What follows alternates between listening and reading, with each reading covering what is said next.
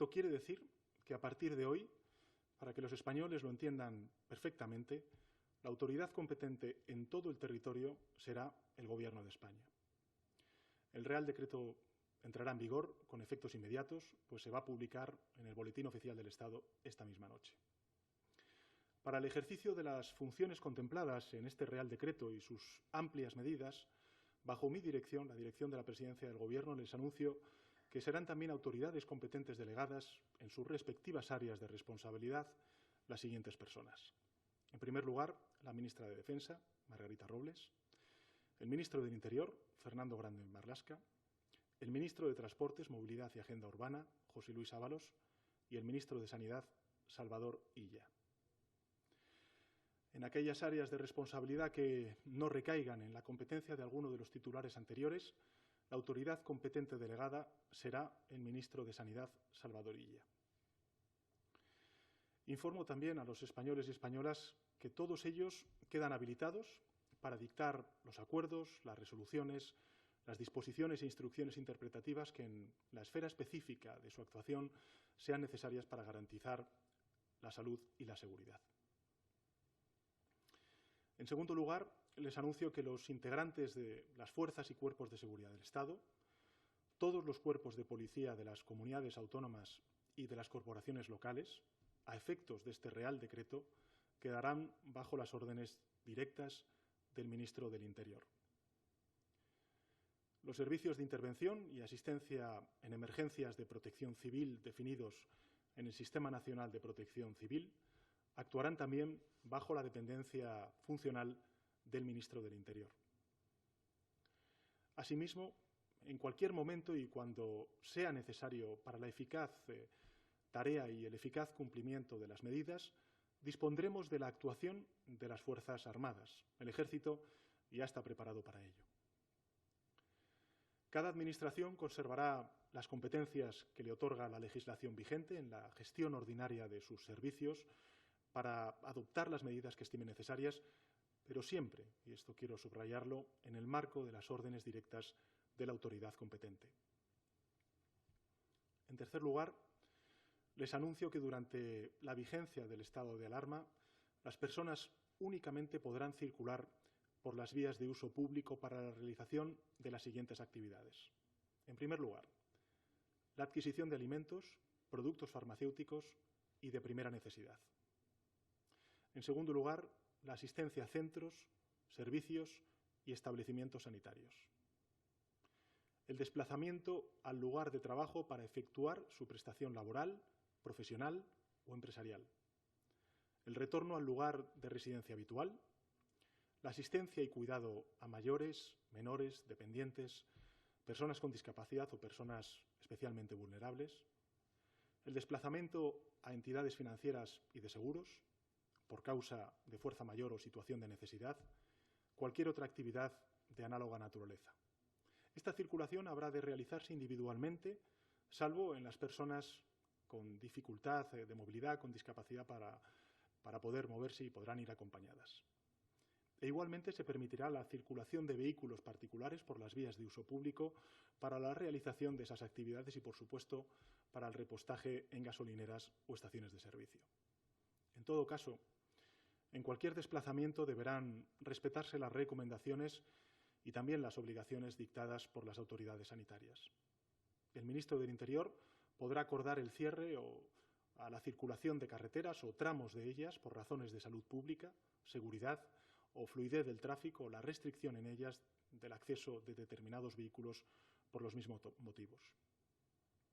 En cuarto lugar, en el ámbito educativo queda suspendida la actividad educativa y también la universitaria presencial en todos los centros y etapas, ciclos, grados, cursos y niveles de enseñanza.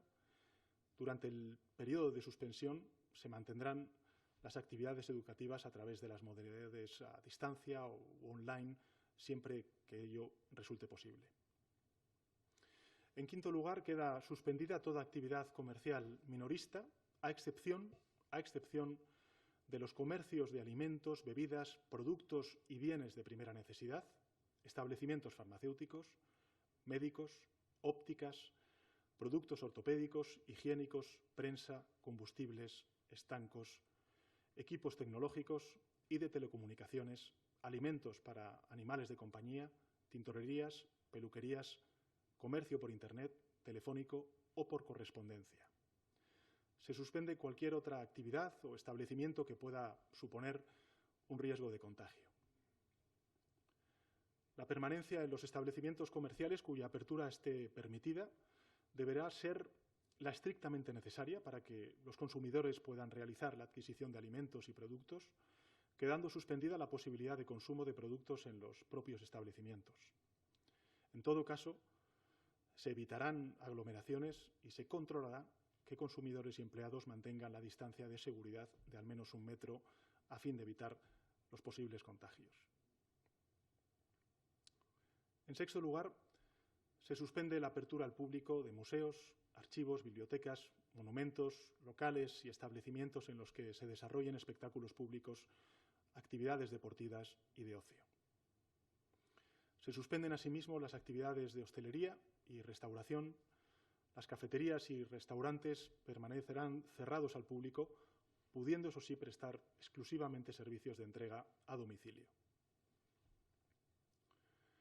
Quedan suspendidas también los desfiles, las fiestas populares, las verbenas. En séptimo lugar, la asistencia a los lugares de culto y las ceremonias civiles y religiosas, incluidas las fúnebres, se condicionan a la adopción de medidas organizativas consistentes en evitar aglomeraciones de personas en función de las dimensiones y características de los lugares, de tal manera que se garantice a los asistentes la posibilidad de respetar la distancia entre ellos de al menos 1 metro, que es lo que nos recomiendan las autoridades sanitarias. En octavo lugar, les informo de las medidas adicionales que hemos aprobado dirigidas a reforzar el Sistema Nacional de Salud en todo el territorio español. Todas las autoridades civiles de las administraciones públicas del territorio nacional, y en particular las sanitarias, así como los demás funcionarios y trabajadoras al servicio de las mismas, quedan bajo las órdenes directas del Ministro de Sanidad.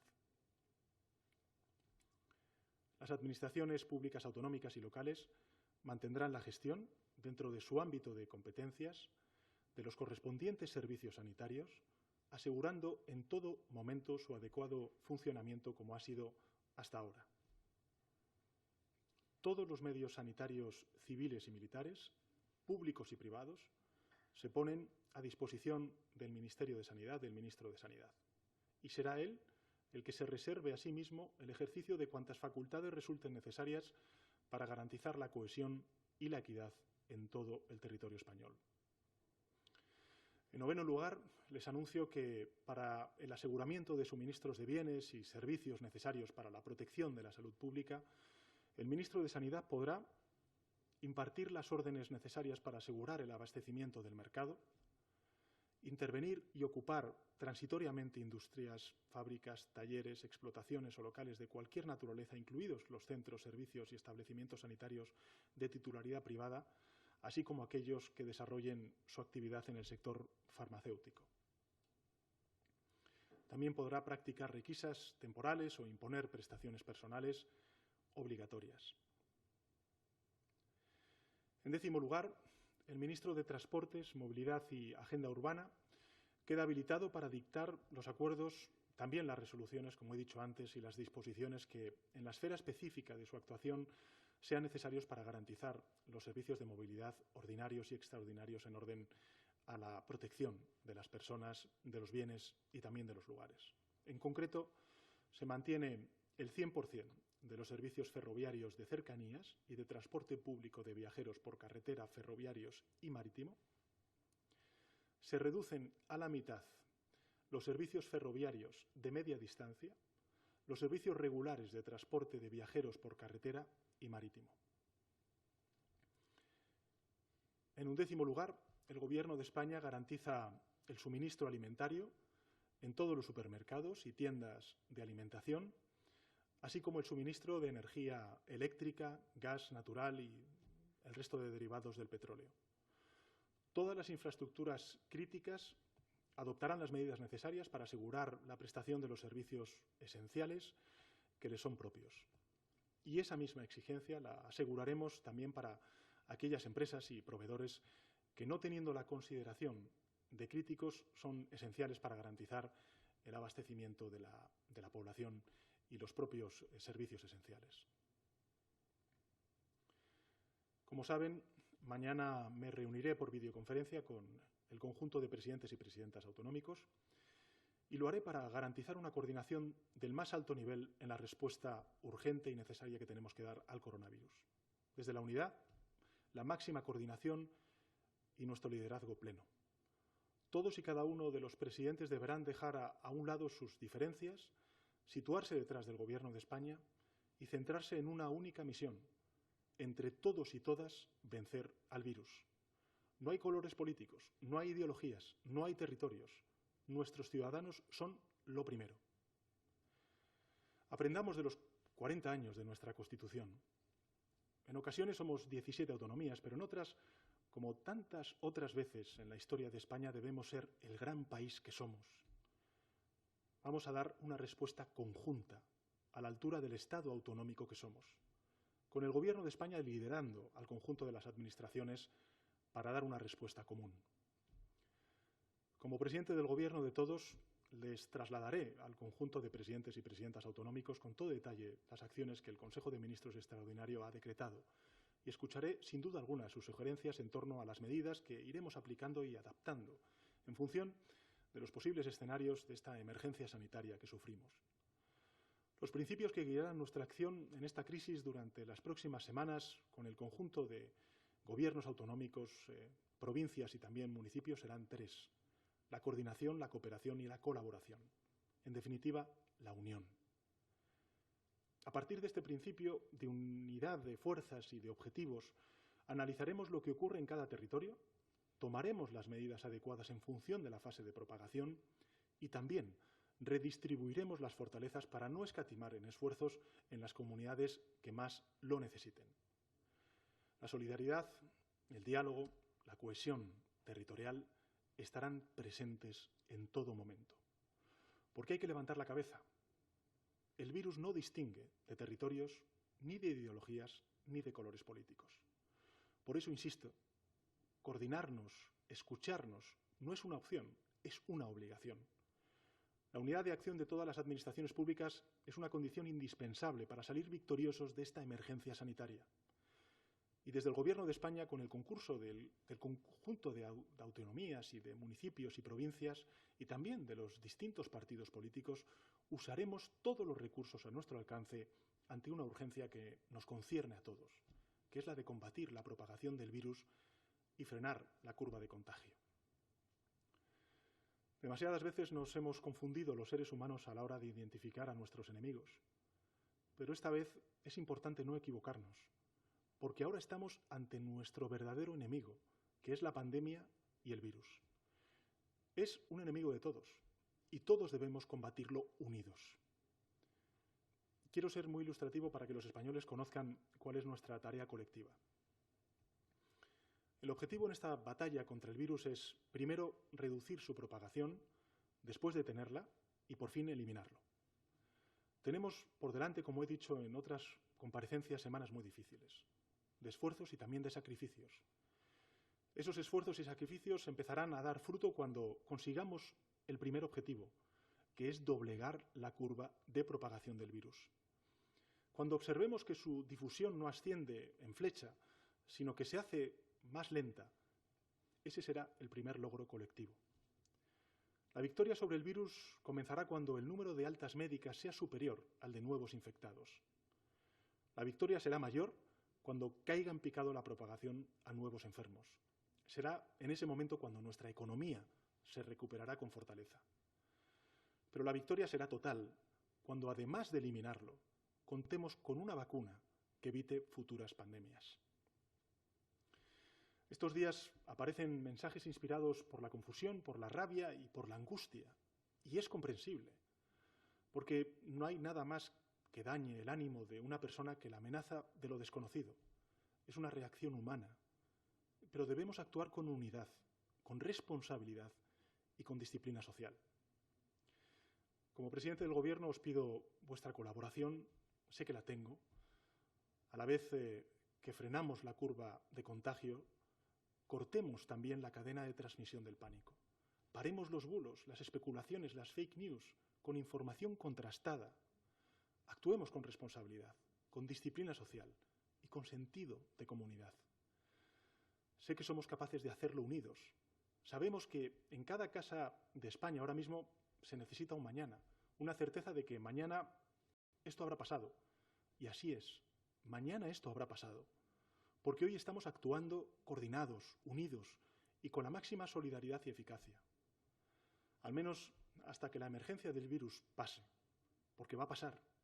Y entonces podremos volver a las calles, a las terrazas, volveremos a la rutina de nuestros puestos de trabajo, visitaremos a nuestros amigos, a nuestras amigas, a nuestros seres queridos, llevaremos a nuestros hijos al parque y nos dispondremos para la siguiente fase, que es la de la recuperación social y económica y la vuelta a la normalidad. Pero hasta que llegue ese momento, no derrochemos energías que son precisas ahora. No perdamos el rumbo, vayamos todos a una. Sin duda, no se me escapa, son tiempos de extraordinaria dificultad. Pero más extraordinario aún es nuestro país. Como ya he compartido, cada uno de nosotros tiene una misión. La tienen, y del máximo nivel, los profesionales de la salud que nos protegen a todos. La tienen las administraciones, que deben proveerles de recursos y coordinarse. La tienen nuestros mayores, que deben extremar su protección. La tienen también los jóvenes, que deben mantener la distancia social. La tenemos cada ciudadano y cada ciudadana de sí mismo, cuidando de sí mismo y así cuidando del resto de la comunidad. Este es el momento de la responsabilidad y la disciplina social, pero también es el momento del compromiso con los más vulnerables. Hoy debemos recordar que la crisis económica de 2008 nos salvaron de ella nuestros mayores, abuelas y abuelos que fueron la tabla de salvación para muchos y muchas familias y, por lo tanto, para la sociedad en su conjunto. De sus pensiones salió el dinero para llenar nuestras despensas, para atender los recibos o para pagar la manutención de los jóvenes universitarios. Su techo fue, en muchas ocasiones, el techo que cobijó a toda la familia. Nuestros mayores nos dieron algo más que ayuda, nos dieron un gran ejemplo. En esta crisis son ellos los que más necesitan nuestra ayuda. Y también esta crisis nos da la oportunidad de demostrar que aprendimos de su ejemplo, que somos capaces de estar a la altura de nuestros mayores y de reaccionar. Demostremos que esa solidaridad entre generaciones es un hecho. Protejamos a los mayores, protegiéndonos a nosotros mismos. Y cuando por fin todo pase, que pasará, avanzaremos. España ha demostrado y está demostrando en estas horas tan críticas que tiene capacidad de recuperarse frente a la adversidad. Y lo vamos a hacer unidos, tomando las medidas que sean necesarias, donde sean necesarias y cuando sean necesarias. Y que nadie dude de que lo vamos a conseguir. España tiene la capacidad de levantarse cuantas veces haga falta, porque si de algo estamos convencidos, es de la extraordinaria fortaleza de nuestro país. Empezando por nuestro sistema de salud público, que es nuestro mayor escudo contra la enfermedad, y siguiendo por nuestros trabajadores, por nuestros empresarios. Permitidme concluir haciendo un reconocimiento público a quienes están colaborando en esta batalla contra la enfermedad. A los profesionales de la salud que sois ejemplo de heroicidad con vuestra entrega y con vuestro trabajo. Gracias. A las autoridades locales, autonómicas, europeas, internacionales que ponéis por delante el interés común y la unidad de acción, también gracias. A las fuerzas y cuerpos de seguridad del Estado que veláis por el orden público, gracias. A nuestras Fuerzas Armadas que se unen a esta tarea ya en alerta, gracias. A los investigadores que trabajáis a contrarreloj para encontrar la cura del COVID-19, gracias. Al mundo de la cultura que con altruismo está haciendo llegar hasta las casas libros, conciertos, películas de forma gratuita para ofrecer una ocupación a la ciudadanía en este tiempo, gracias. A los empresarios, a los autónomos que sacrificáis los ingresos de vuestros negocios para proteger a vuestros clientes y a vuestros trabajadores, gracias. A los informadores y a los medios de comunicación por facilitar información veraz y difundir a la ciudadanía las recomendaciones médicas que evitan el contagio del virus, gracias. Y a quienes acuden a donar sangre antes de recluirse, como estamos viendo, gracias. A las madres, a los padres que tranquilizáis a vuestros hijos y les explicáis con ternura que lo mejor es quedarse en casa, gracias. A quienes cuidáis de las personas más vulnerables para que estén protegidas y no les falte de nada, gracias. Esta es una batalla que vamos a ganar. Sobre eso no hay discusión. La vamos a ganar. Lo importante es que el precio que paguemos por esa victoria sea el mínimo. Cuantas más vidas nos ahorremos, cuantos más enfermos y más días de la enfermedad nos evitemos, cuanto menos tiempo de vida, de estudio, de trabajo, de ocio sacrifiquemos, más rotunda será esa victoria. Que no quepa duda alguna. Unidos saldremos adelante. Unidos venceremos al virus. Muchas gracias.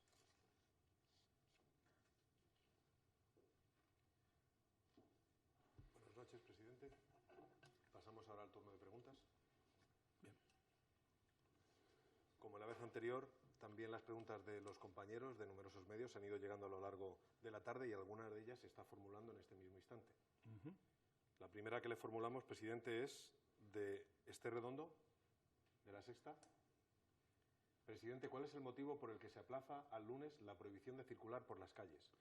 Vamos a ver, la prohibición de circular por las calles, que viene regulado en el artículo 7 del Real Decreto, es de obligado cumplimiento a partir de este día, de hoy. Lo que sí que habrá será una serie de requisitos para poder circular por las calles, vinculados siempre a, como dice el artículo 7, la adquisición de alimentos, productos farmacéuticos de primera necesidad, la asistencia a centros sanitarios. En definitiva, los ciudadanos podrán circular por las calles para ir al trabajo, para comprar el pan, para ir a la farmacia, para sacar dinero del cajero, pero no podrán, por ejemplo, circular por las calles para ir a cenar a casa de un amigo, para irse a tomar un café o para hacer cualquier consideración que podamos definir como ocio. La siguiente pregunta la formula Iñaki Aguado, de Mediaset, en este caso de Telecinco. Pregunta por la cancelación de las elecciones gallegas. Creo que tenemos un vídeo. Mecanismo que habilita al Gobierno para hacerlo. Y por otro lado, me gustaría saber si ha habido alguna discrepancia en el seno del Gobierno que ha hecho que se extienda este Consejo de Ministros extraordinario durante casi 7 horas. Muchas gracias. Muchas gracias, Iñaki, por tu pregunta. En relación con la última de sus preguntas, y que me parece importante porque además así me aprovecho para disculparme ante la opinión pública española. Sé que han estado desde las 2 de la tarde pendientes de los medios de comunicación para esta comparecencia. Decirles que es la primera vez en la historia de nuestra democracia que estamos aprobando este decreto de estado de alarma, que es un decreto importante, es un decreto contundente, es un decreto también complejo, porque estamos hablando de la cotidianidad de la ciudadanía. Y, en consecuencia, lo que hemos hecho durante todas estas horas, muchas horas, ha sido precisamente centrarnos en todos y cada uno de los artículos para que la claridad fuera absoluta, meridiana, y, en consecuencia, los ciudadanos, cuando reciban esta comunicación, sepan perfectamente a qué se atienen. En segundo lugar, en relación con las elecciones, ayer mismo tuve ocasión de hablar con el presidente de Galicia, de la Xunta de Galicia, y estuve también en comunicación con el Lehendakari Urkullu. Ambos han quedado con los distintos grupos políticos el lunes para evaluar la situación y a partir de ahí decidir si proponen la cancelación o, vamos a decirlo así, la suspensión de las elecciones hasta que pasemos esta crisis, que la pasaremos. En consecuencia, nosotros quedamos a la espera de cuál es la decisión que tomen los distintos grupos políticos, las distintas fuerzas políticas en estas dos comunidades, y a partir de ahí actuaremos. A ambos yo les he trasladado, en función de este marco del estado de alarma, cuál es la opinión del Gobierno. Creemos que es poco razonable el celebrar con estas medidas de restricción y también, sobre todo por la emergencia sanitaria que estamos sufriendo, la celebración de esas elecciones el 5 de abril. Pero, en todo caso, la competencia corresponde a ambos y serán los grupos políticos los que decidan qué hacer en relación con esta convocatoria electoral. Bien, la segunda pregunta me parece que llega de Marisol Hernández, del Mundo. El decreto da un margen amplio para ir endureciendo las medidas, pero ¿contempla el Gobierno escenarios más restrictivos si no logra frenarse el contagio? ¿Hay ya cálculos de impacto económico? Presidente, ¿cree que los españoles entienden que las decisiones que se toman tarden tanto en ejecutarse? Y, finalmente, ¿está el Gobierno transmitiendo los mensajes correctos sobre la dimensión de esta crisis? Bueno, muchas gracias, Marisol. Vamos a ver, nosotros desde el primer momento, lo he dicho en muchas comparecencias y lo ha dicho también el doctor Simón y también el ministro de Sanidad, lo que hemos hecho ha sido tomar todas las decisiones en función de la ciencia y de los expertos de pandemias y de epidemias como las que desgraciadamente está sufriendo el virus, o mejor dicho, el mundo, primero en Asia y ahora en Europa. Por tanto, máxima transparencia, máximo fundamento de todas las decisiones que hemos tomado en base a la ciencia, la evidencia y lo que nos dicen los expertos. En segundo lugar, evidentemente, lo he dicho antes en mi intervención, lo he dicho en muchas otras comparecencias, la crisis no es estática. Estamos ante un fenómeno dinámico que va evolucionando y que, en consecuencia, tenemos que adaptar todos los instrumentos del Estado para ser eficaces en la respuesta, en la contención a la propagación de este virus. Por tanto, con esta filosofía, nosotros creo que hemos dotado al Estado de unos instrumentos, de los instrumentos necesarios para poder responder ante un desafío que, insisto, no atiende ni a ideologías, ni tampoco a partidos políticos, y mucho menos a territorios. Y lo que queremos es, ante un problema común, darle una respuesta común, homogénea. La misma respuesta al mismo problema se viva en Málaga, en Sevilla, en Canarias, en Ceuta, Melilla, Madrid, País Vasco, en definitiva, en todos y cada uno de los rincones de nuestro país. Tenemos ese marco, gracias al estado de alarma, para los próximos 15 días. Yo iré al Congreso de los Diputados en los próximos días a explicar las medidas a las distintas fuerzas parlamentarias y, evidentemente, espero que con la colaboración, con la coordinación y con la cooperación entre administraciones, este virus lo podamos frenar, lo podamos contener a la mayor brevedad posible. Sobre los cálculos del impacto económico, es evidente que van a ser de envergadura. Hay distintos escenarios que se están planteando por los organismos internacionales, también por las instituciones europeas, también por organismos nacionales de previsión económica. Ahora mismo es muy cambiante el escenario y, en consecuencia, lo que es evidente es que el impacto económico va a ser grande, que las medidas que vamos a tener que tomar, sobre todo para proteger a todos y cada uno de los ciudadanos y también protegernos de la propagación y de la transmisión de este virus, pues van a exigir medidas contundentes como las que he anunciado y, en consecuencia, van a tener un impacto económico y social evidente. Este Gobierno, sin duda alguna, no se abstrae de esa responsabilidad, de esa obligación. Hay muchísima gente que va a verse desgraciadamente damnificada como consecuencia de estas medidas para, insisto, frenar la propagación del virus y defender lo más importante, que es la salud pública de todos y cada uno de los ciudadanos en nuestro país. Y, lógicamente, también daremos respuesta en el próximo Consejo de Ministros, como hicimos ya el pasado 10 de marzo, a muchas de estas realidades que van a surgir como consecuencia de la declaración de estado de alarma. Lo que sí que quiero decirle a los trabajadores, a las trabajadoras, a los autónomos, a los pequeños y medianos empresarios, a la economía social, a los empresarios en general, es que el Gobierno de España va a hacer todo lo que esté en su mano para amortiguar los efectos sociales y económicos de esta crisis, de esta emergencia de salud pública. En relación con las otras dos preguntas, creo que he respondido antes. Nosotros estamos transmitiendo los mensajes en absoluta coordinación y fundamento con lo que nos dicen los expertos científicos y también, lógicamente, con la cooperación y la colaboración de la información que compartimos a nivel europeo y también a nivel global. Quiero recordar que ha sido la Organización Mundial de la Salud la que hace escasos días ha calificado esta pandemia como pandemia global y, en consecuencia, esto no obedece a fronteras. Necesitamos no solamente dar una respuesta a nivel estatal, sino que tenemos también que dar una respuesta a nivel global y, en particular, en nuestro caso, a nivel europeo, y en eso estamos también cooperando y colaborando con el resto de gobiernos europeos. Presidente, pregunta la cadena SER. Inma Carretero le formula: me gustaría saber si el vicepresidente Pablo Iglesias ha pedido estar en el puente de mando de la gestión del estado de alarma y si esta crisis está poniendo a prueba la fortaleza de la coalición de gobierno. Vamos a ver, hemos tenido muchas horas de debate, un debate que por ley, lógicamente, tenemos que guardar la debida discreción, la debida confidencialidad. Pero lo que sí que le puedo garantizar es que todos y cada uno de los miembros del Gobierno hemos estado aportando en un debate enriquecedor precisamente para hacer el mejor Real Decreto que defina cuáles son los instrumentos que necesita el Estado para defender y proteger la salud pública de los ciudadanos.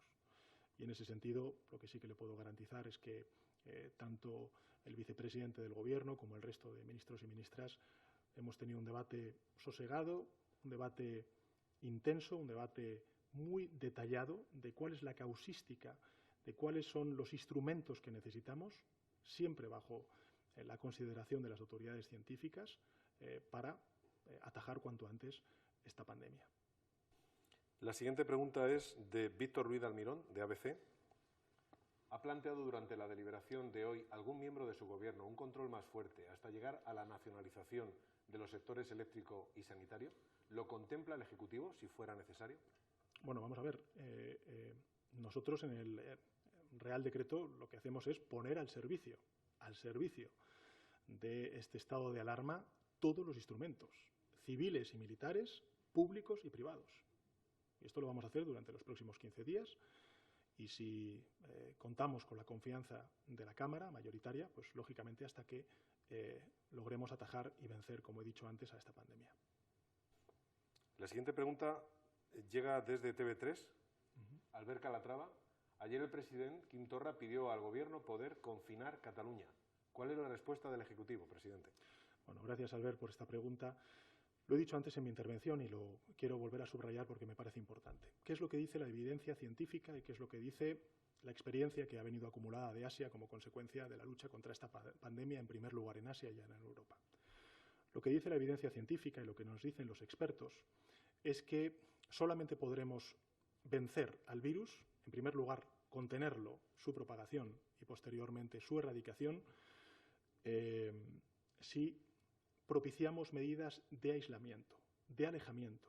Y en consecuencia, por eso, he dicho antes, por citar un ejemplo, que cuando vayamos a comprar, por ejemplo, a una farmacia o cuando vayamos a comprar, qué sé yo, a un supermercado o mercado municipal, pues garanticemos la debida distancia con otros conciudadanos que vayan a comprar o con el tendero que nos venda los productos, la debida distancia de 1 metro. ¿Por qué digo esto?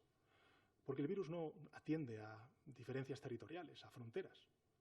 Y por eso, el corazón del Real Decreto y el corazón de la que justifica el estado de alarma es el proteger a la ciudadanía, restringiendo algunos derechos que son importantes restringir si queremos frenar al coronavirus.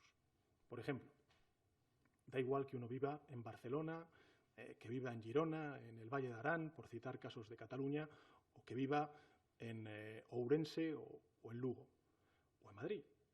Todos y cada uno de ellos solamente van a poder salir de su domicilio para trabajar, para ir a comprar el pan, los alimentos que necesiten, para ir a comprar medicinas, para sacar algo de dinero de los cajeros, o a lo mejor para poder sacar al perro si tienen algún animal doméstico. En definitiva, esas son las actividades cotidianas que vamos a poder hacer y que van a justificar el que se pueda hacer uso de ese espacio público, que es la vía pública. Y, por tanto, nosotros no trasladamos en nuestro Real Decreto ninguna restricción territorial. Lo que hacemos es decir que si uno vive en Málaga, o vive en Madrid, o vive en Barcelona, o vive en Sevilla, o en Ceuta, o en Gran Canaria, lo único que va a poder hacer es eso. Esto, en algunas ocasiones, a lo largo de estas últimas horas, pues ha habido algunas noticias en los medios de comunicación que han dicho que hay personas de otras comunidades autónomas que han ido a pasar estos días pues a un lugar de costa o a un lugar de montaña. Bien, da igual. Esas personas, a partir de hoy, todo lo que podrán hacer será lo mismo que un residente. Podrá ir a comprar el pan, podrá ir a comprar el medicamento, pero no podrá ir a la playa, no podrá ir a una terraza, no podrá ir a una estación de esquí. Y, en consecuencia, esto explica el por qué nosotros no es que vayamos a restringir la movilidad en una comunidad autónoma o en otra, sino lo que estamos haciendo es restringir la movilidad de los ciudadanos, que son los potenciales transmisores del virus. Y haciendo este ejercicio de responsabilidad y de disciplina social a la cual antes hacía referencia, quedándonos en casa, leyendo, viendo la televisión, estando con nuestra familia, haciendo el quehacer diario limitado durante los próximos días, si somos disciplinados en ello, estoy convencido de que frenaremos la contaminación y la expansión del COVID-19. Presidente, vemos en un vídeo la pregunta que formula Beatriz de Nayas, de 4. Beatriz de Nayas, de 4 al día, fin de semana. Presidente, queríamos saber qué responde a la oposición que le está criticando por haber esperado hasta este momento para aplicar el estado de alarma y determinar las medidas concretas. Y otra pregunta sobre el Consejo de Ministros de hoy. ¿Por qué está siendo presencial y si han tomado algún tipo de precaución, ya que ahí estarían personas como Pablo Iglesias, que estaba en cuarentena? Gracias. Bueno, vamos a ver. En relación con el último de los asuntos, nosotros hemos seguido la celebración de los consejos de ministros con las máximas recomendaciones de la autoridad sanitaria, con las máximas recomendaciones. Hay que recordar que el vicepresidente segundo no ha dado positivo en el test del coronavirus. Desgraciadamente sí lo ha dado la ministra de Igualdad, como también la ministra de Política Territorial, pero él no. En consecuencia, siguiendo las recomendaciones de la autoridad sanitaria, pues lógicamente ha podido acudir al Consejo de Ministros y celebrarlo como el resto de ministros y ministras y en mi caso también el resto de vicepresidentes y yo mismo, como suele ser habitual. Y en relación con la pregunta que usted me hace en relación con la oposición, yo en esto quiero ser transparente, diáfano. Creo que lo he sido desde el primer minuto, pero aprovecho su pregunta para subrayarlo. Este virus no atiende a colores políticos, a ideologías ni a territorios. Este es un desafío que tenemos todos. Y cuanto antes salgamos unidos y actuemos conjuntamente con esos 3 principios que he dicho antes, de colaboración, de cooperación y de coordinación, yo estoy convencido de que podremos frenar la pandemia. Y creo que además nuestro país tiene las herramientas, los instrumentos, tiene la voluntad y la fuerza de poder lograrlo. Desde luego, lo he dicho en otras comparecencias, no voy a tener ningún problema en no solamente comunicar, como he hecho durante estos últimos días, a todos los partidos políticos de la oposición y también a los presidentes autonómicos, que ayer hablé con ellos, mañana volveré a hablar con ellos, y también al presidente de la Federación Española de Municipios y Provincias, toda la información, todas las medidas que vamos a poner en marcha para, entre todos, frenar esta pandemia. Y, sin duda alguna, yo animo al conjunto de fuerzas políticas a trasladar al Gobierno todas sus inquietudes, desde luego también toda la información que sean capaces de suministrarnos y todas las ideas, todas las iniciativas que ellos consideren pueden ser positivas para frenar al coronavirus. Desde luego, al igual que yo también pido a las formaciones políticas ese ejercicio de responsabilidad que tenemos con nuestro país, ese ejercicio de comunidad que tenemos que hacer como nación. Sin duda alguna también me lo aplico a mí mismo y al conjunto de los miembros del Gobierno para ser empáticos y hablar con todos los colectivos, ya sean los partidos políticos, ya sean las instituciones públicas y sin duda alguna también los agentes sociales. Hace escasos días tuve también la oportunidad de hacer una videoconferencia. El Gobierno con los agentes sociales, con los sindicatos, con los empresarios, nos han trasladado medidas, además que han coordinado y han acordado ellos mismos, los empresarios y los sindicatos, y desde luego, como he dicho antes, el pasado 10 de marzo ya pusimos en marcha algunas medidas importantes, por ejemplo, el aplazamiento del pago de deudas tributarias que puedan tener pequeñas y medianas empresas y que va a implicar pues la inyección en la economía de 14.000 millones de euros, que no es poca cosa, pero sin duda alguna tenemos que seguir haciendo más para defender el trabajo y para defender a aquellos que más, desgraciadamente, van a sufrir los efectos sociales y económicos de las decisiones drásticas que tenemos que tomar para frenar esta pandemia. Siguiente pregunta, presidente, de Beatriz Hernández, Europa Press. ¿Cómo de probable es que el estado de alarma deba prorrogarse más allá de los 15 días?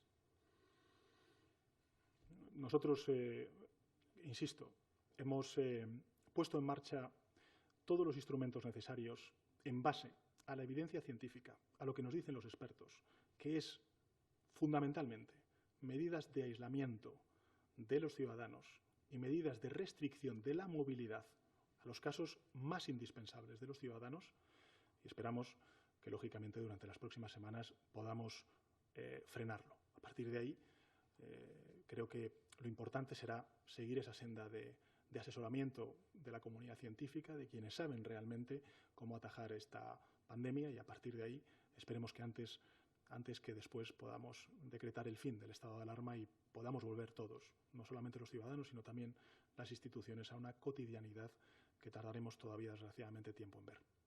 Una pregunta de la corresponsal internacional de Le Monde, Sandrine Morin.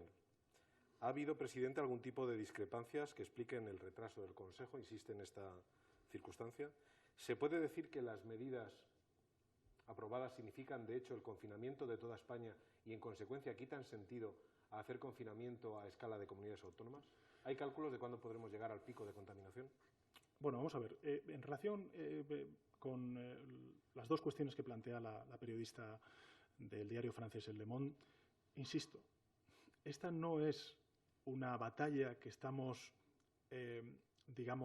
teniendo contra un virus que está en un determinado territorio. Esta es una pandemia global, que ha dicho la Organización Mundial de la Salud, que comenzó en Asia, que ahora está en Europa y que tenemos que frenar. Por tanto, no estamos hablando de fronteras, ni de territorios, ni de acciones específicas en un territorio y no en otro. Precisamente, el planteamiento de la aprobación de este estado de alarma, que es el artículo 116 de nuestra Constitución, es para dotar de medidas y de mecanismos de coordinación a nivel de Administración General del Estado para poder dar una respuesta homogénea en todo el territorio. A igual problema, igual solución. Y esto es algo que explica el por qué nosotros estamos situando, porque es lo que nos está diciendo la evidencia científica y los expertos, estamos situando en la persona, en el ciudadano y ciudadana, el centro de todas las decisiones que tenemos que tomar primero como ciudadano y en segundo lugar también como administración pública. Por tanto, no estamos hablando de comunidades autónomas, no estamos hablando de España, estamos hablando de los individuos y de cómo España se dota a través del estado de alarma de los suficientes instrumentos y herramientas para trasladar esa necesidad de restringir nuestra movilidad, de ampliar el espacio de contacto y de relación con el resto de nuestros compatriotas para no ser portadores nosotros mismos y, en consecuencia, transmisores del coronavirus. ¿Hay cálculos de cuándo podemos llegar al pico de la contaminación? Insisto, con todas estas medidas que durante estas semanas hemos ido practicando y también con las medidas que vamos a poner en marcha a través de los instrumentos que nos dota el estado de alarma, creo que tenemos ya los suficientes instrumentos y las palancas también para dar una respuesta contundente a esta situación. Presidente, vamos a finalizar. A la Secretaría de Estado de Comunicación llegan decenas de preguntas de periodistas y le quisiera decir miles de preguntas de ciudadanos, de responsables políticos, incluso de presidentes autonómicos. No tengo problema en estar más tiempo. Sobre dos cuestiones concretas. Personas en el extranjero, españoles en el extranjero, hablan sobre la posibilidad de volver, tienen inquietud sobre esta circunstancia. Y también responsables políticos de territorios insulares, de las islas, Baleares y también Canarias, se preguntan el tráfico aéreo, en qué circunstancia queda con el decreto de estado de alarma. Vamos a ver. En relación con la primera de las preguntas, cualquier español que haya salido por motivos laborales, por motivos vacacionales y que tenga domicilio en España puede regresar sin ningún problema. Cuando regrese a España, cuando regrese a su domicilio habitual, pues lógicamente tendrá que verse sometido a las mismas exigencias y restricciones de movilidad que antes he explicado. Aquella persona o familia que durante estos últimos días ha decidido pasar unos días en su segunda residencia, podrá volver a su primera residencia, pero tanto en la segunda como en la primera residencia tendrán que verse obligados a las mismas restricciones de movilidad, de uso del espacio público. Insisto, comprar comida, comprar medicamentos, sacar dinero, pasear al perro o ayudar, por ejemplo, pues si uno tiene un familiar discapacitado, a poder ir a un centro sanitario o, efectivamente, pues ir a trabajar.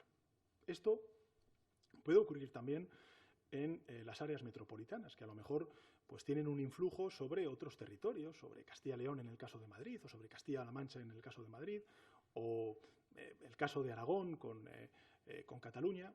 Lógicamente, si se justifica el que, bueno, pues uno vive en Segovia y trabaja en Madrid, pues lógicamente podrá utilizar el transporte público o podrá desplazarse en transporte privado a su centro de trabajo.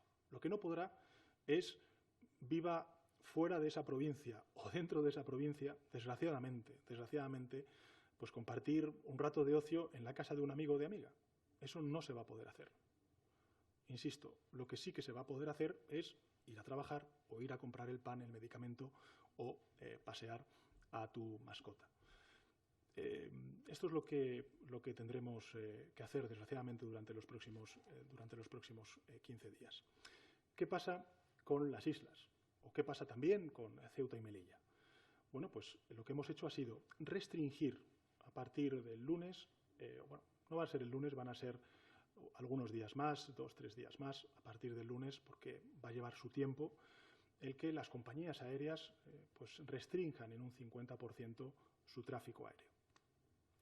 Eso no significa que, por ejemplo, pues un ciudadano que viva, por ejemplo, en Gran Canaria y que tenga un familiar que ha enfermado en Tenerife no puede ir a visitarle. Claro que puede ir a visitar y cuidar del enfermo que lleva en Tenerife, pero no podrá ir a ver a un amigo a Tenerife ni a disfrutar de una fiesta en Tenerife, porque no se producirá esa fiesta, desgraciadamente, mientras dure el estado de alarma. En Ceuta y Melilla ocurre otro tanto de lo mismo. Insisto, no estamos actuando sobre los territorios, estamos actuando sobre los individuos, sobre las personas, sobre los ciudadanos. Vivan donde vivan, van a tener que verse sometidos a la misma restricción de movilidad y, en consecuencia, también de responsabilidad social. La última pregunta que ya sí le formulamos llega de Cristina de la O, del Independiente, y toca un punto clave que todos nos estamos preguntando en este momento. ¿De qué manera se va a controlar que los ciudadanos no se salten las medidas de restricción? Bueno, pues lógicamente ahí estarán las fuerzas y cuerpos de seguridad del Estado, también la policía local, las policías autonómicas, en última instancia también las fuerzas armadas para, evidentemente, garantizar el cumplimiento de las medidas que contempla el estado de alarma. Yo me gustaría, y además porque soy consciente de que la mayoría de la ciudadanía española lo que quiere es pasar cuanto antes este virus, lo que quiere es convertirse ellos mismos también en un actor principal y protagonista en la defensa de la salud pública y, sin duda alguna, también en la contención de esta pandemia. Estoy convencido de que la mayoría de ellos lo que va a querer es cumplir con estas restricciones que nos hemos autoimpuesto precisamente para eso, para acabar cuanto antes con esta pandemia y poder recuperar la cotidianidad. Gracias, presidente. Gracias a los participantes. Gracias.